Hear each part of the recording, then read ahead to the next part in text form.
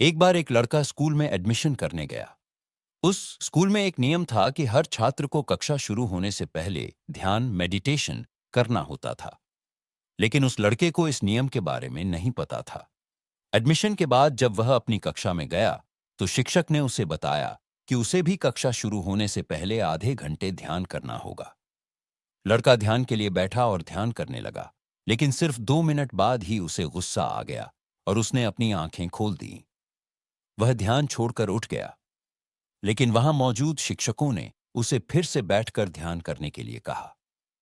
लड़का दोबारा ध्यान के लिए बैठा, लेकिन फिर से सिर्फ 2 मिनट बाद उसे गुस्सा आ गया। समस्या यह थी कि जब वह ध्यान करता था तो उसे आसपास के लोगों की बातें सुनाई देती थीं, जिससे उसे गुस्सा आ जाता था।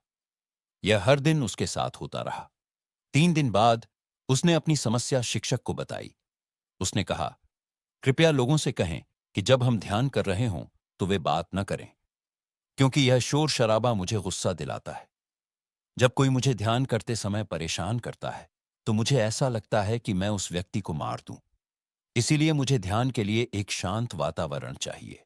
शिक्षक ने उससे कहा, चाहे तुम कुछ भी करो, लोग तुम्हें हर जगह परेशान करेंगे। तुम्हें अपने गुस्से पर नियंत्रण रखना सीखना होगा। लेकिन अगर तुम फिर भी शांत वातावरण चाहते हो तो कल से नदी के किनारे जाकर ध्यान करो। वहां तुम्हें लोगों की बातें नहीं सुनाई देंगी। अगले दिन लड़का नदी के किनारे ध्यान करने गया। कुछ देर बैठने के बाद एक आदमी अपने कुत्ते के साथ वहां से गुजरा। कुत्ते की आवाज से लड़के का ध्यान भंग हो गया और उसे फिर से गुस्सा आ गया। ऐसा 3 दिनों तक होता रहा। फिर लड़के ने सोचा, क्यों ना मैं नदी के बीच में जाकर ध्यान करूं, वहां कोई मुझे परेशान नहीं करेगा। लड़के ने एक नाव ली और नदी के बीच में चला गया। जैसा उसने सोचा था, वहां कोई उसे परेशान नहीं कर रहा था। अब वह हर दिन शांति से ध्यान करने लगा। एक हफ्ते बाद जब वह नदी के बीच में ध्यान कर रहा था, उसे पानी में छप छप की आवाज सुनाई दी। उसने आंखें खोलीं और देखा कि एक नाव उसकी ओर आ रही थी। लड़के ने गुस्से में चिल्लाकर कहा, अपनी नाव यहां मत लाओ, मैं ध्यान कर रहा हूं। लेकिन कोई जवाब नहीं आया। उसने फिर चिल्लाया, लेकिन नाव धीरे धीरे उसके पास आती रही और आखिरकार उसकी नाव से टकरा गई। अब लड़का बहुत गुस्से में था। उसने सोचा, जो भी इस नाव में है, मैं उसे छोड़ूंगा नहीं।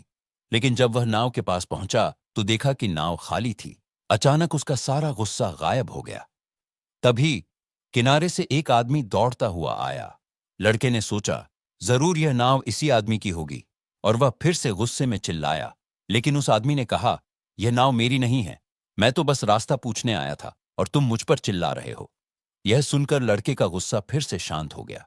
फिर उसने सोचा कि नाव जहां से आई थी वहां जाकर देखना चाहिए कि इसका असली मालिक कौन है। लेकिन जब वह किनारे पहुंचा तो उसे पता चला कि नाव वहीं बंधी हुई थी और तेज हवा और लहरों के कारण नदी में बहकर चली गई थी। अब लड़के का गुस्सा पूरी तरह से खत्म हो गया, क्योंकि इस घटना में किसी की गलती नहीं थी। सब कुछ स्वाभाविक रूप से हुआ था। तभी उसने सोचा, जब यह नाव मेरी नाव से टकराई थी तो मैं इतना गुस्सा हो गया था कि मैंने सोचा था कि मैं जिस व्यक्ति ने यह किया है उसे नहीं छोड़ूंगा। लेकिन जब मुझे पता चला कि नाव खाली थी, मेरा गुस्सा तुरंत गायब हो गया। और जब मुझे पता चला कि यह गलती किसी इंसान की नहीं बल्कि हवा और पानी की वजह से हुई थी, तो मैंने अपने गुस्से को पूरी तरह भूल गया। यही चीज हमारे साथ होती है। जब कोई इंसान हमें गुस्सा दिलाता है तो हम अपना गुस्सा उसी पर निकालते हैं। लेकिन जब कोई प्राकृतिक घटना होती है तो हमें गुस्सा नहीं आता, क्योंकि हम किसी को दोष नहीं दे सकते। अगर हम हर बार जब हमें गुस्सा आए यह सोचें कि क्या होगा अगर यह किसी व्यक्ति की गलती नहीं बल्कि किसी परिस्थिति के कारण हुआ है, तो क्या हम फिर भी गुस्सा करेंगे? मैंने ऐसे कई लोगों को देखा है जो अपने गुस्से पर काबू नहीं रख पाते और फिर जीवन भर पछताते हैं, क्योंकि गुस्से में इंसान इंसान नहीं रहता, वह एक जानवर बन जाता है। याद रखो, अगर तुम एक पल के लिए अपने गुस्से पर काबू रख सकते हो तो तुम अपने आप को 1000 दिनों के दुख से बचा सकते हो।